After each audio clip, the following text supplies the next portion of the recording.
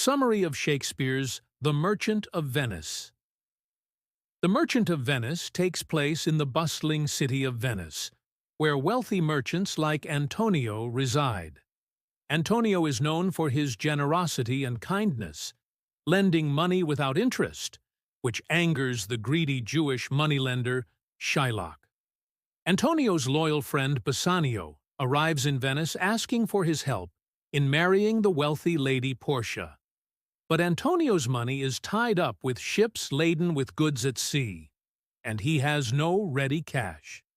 Shylock is known for his greed and love of money, lending money at exorbitant interest, and denouncing Antonio for lending money without interest, which harms Shylock's business.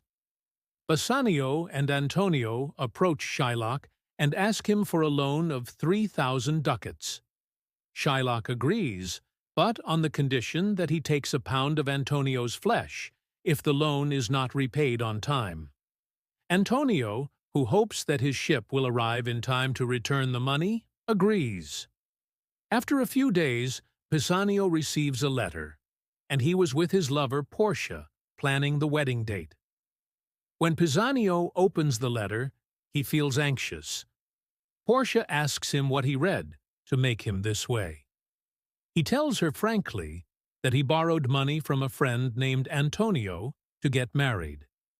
Then he reads to her what Antonio sent him. "My dear Bassanio, I have lost all my ships, and I can no longer repay Shylock the loan now that the due date has come." Bassanio decides to take a large sum of money and go directly to Shylock to settle matters. But Shylock refuses Bassanio's money and insists on fulfilling the promise. Shylock asks for Antonio's pound of flesh. The court meets to try Antonio. Despite pleas for mercy, Shylock insists on fulfilling the promise. Disguised as a lawyer, Portia skillfully defends Antonio in the case.